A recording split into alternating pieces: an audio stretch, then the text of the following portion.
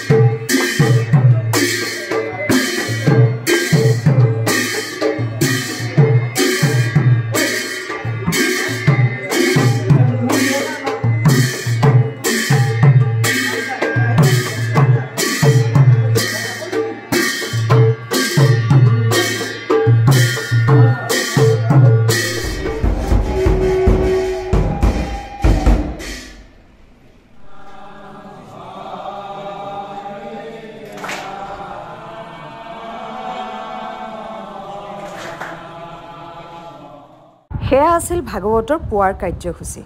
আমি নাপালোঁ, কিন্তু ভিডিঅ'ৰ যোগেদিয়ে চালোঁ। আমি এতিয়া গুৱাহাটীৰ পৰা ওলাইছোঁ আকৌ যোৰহাটলৈ। আইতাক হস্পিটেলত লগ কৰিলোঁ, অকণমান মাৰ ভাতো খুৱাই আহিলোঁ। এতিয়া ষ্টেবল। মই ডক্টৰজনক লগ পাওঁতে কৈছে অকণমান ব্লাড চুগাৰটো ফ্লাকচুৱেট কৰি আছে আৰু একদম এতিয়া হুলস্থুল লগাই আছে ICUত। ঘৰলৈ যাবলৈ দিব লাগে, ঘৰলৈ যাব দিব লাগে। নাৰ্ছ কেইগৰাকীকো দিছে, চিষ্টাৰ কেইগৰাকীকো একদম পুৰা ধমকি দি আছে। চ' এতিয়া ষ্টেবল আছে। এতিয়া মই আকৌ গৈ আছোঁ ভাগৱতলৈ, কাৰণ ইমান প্ৰত্যক্ষভাৱে আকৌ মই ভাগৱত 3 বছৰলৈ নাপাম। সেয়ে দেউতাও ক'লে যে বোলে যদি এতিয়া ষ্টেবলে আছে আৰু মোৰ ভাগৱতৰ ওপৰত সম্পূৰ্ণ বিশ্বাস, বিপদ নহয় বুলি। আৰু মাও কেতিয়াও দেখা নাই এনেকৈ প্ৰত্যক্ষভাৱে, গতিকে মাকো লৈ আহিছোঁ। আমি ভাগৱত শেষ কৰিয়ে সোনকালে গুচি আহিম গুৱাহাটীলৈ। প্ৰাৰ্থনা কৰিব আপোনালোকে যাতে কুশলে মংগলে পাৰ হৈ এই সময়খিনি। মই গৈ পেলাই ভাগৱত দেখুৱাম। সৌৱা আকাশত ৰামধেনু দেখিলোঁ।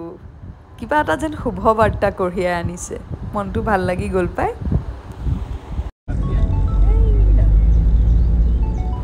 অসমখনৰ এই প্ৰাকৃতিক সৌন্দৰ্যই মোক পাগল কৰি পেলাই জানেনে। চাওকচোন, ইমান যে ধুনীয়া আমাৰ অসমখন। মনটোৱেই কিবা বেলেগ লাগি যায়, কিবা যেন এখন বেলেগ পৃথিৱীলৈ লৈ যায়।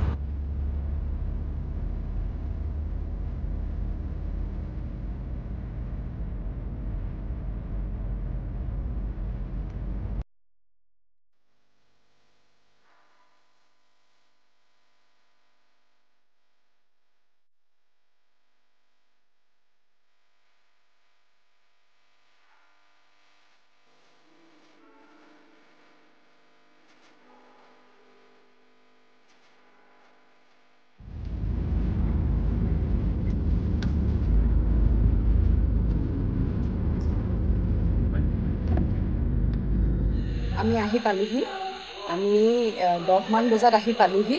আপোনালোকে ভাগৱত পাঠৰ ধ্বনি শুনি আছে চাগে, পাঠ শুনি আছে।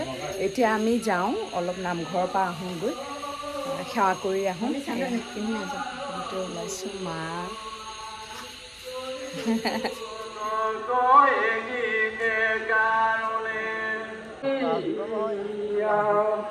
ভাঙিলে ধৰ্মৰ কেলি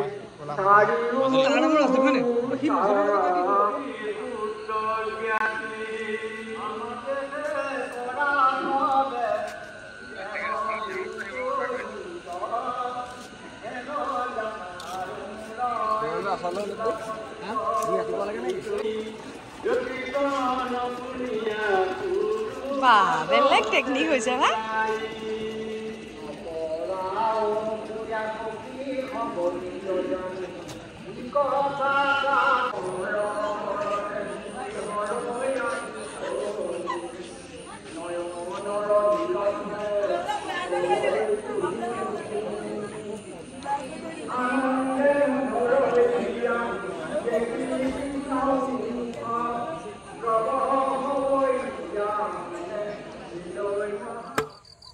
পুৰা লাগি যাম নুবা। সুদূৰ গুৱাহাটীৰ পৰা আহি বাঁহৰ খুটা পুতিছেহি। ইয়াতকে আৰু কি লাগে?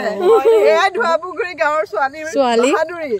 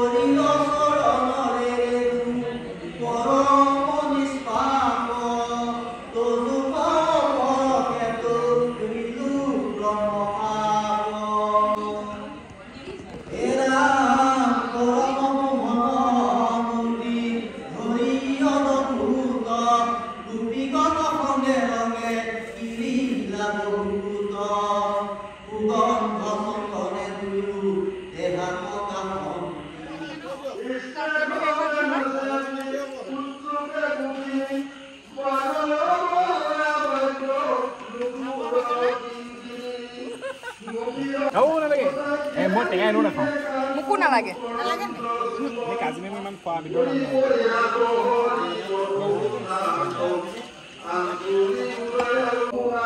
খাই আছোঁ আমি ইয়াতে ভাগৱতৰ কেইদিন ৰাতি ইয়াতে এনেকৈ ভোজ ৰাখিছে এনেকৈ খাই আছোঁ আমি বৰ টেষ্টি হৈছে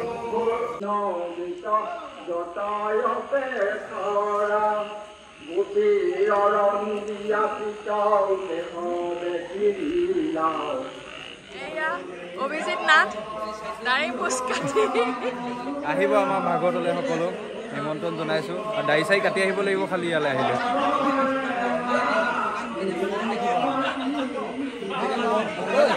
এজনী হিমাক্ষী আমাৰ ইয়াৰে ছোৱালী নমস্কাৰ দিছোঁ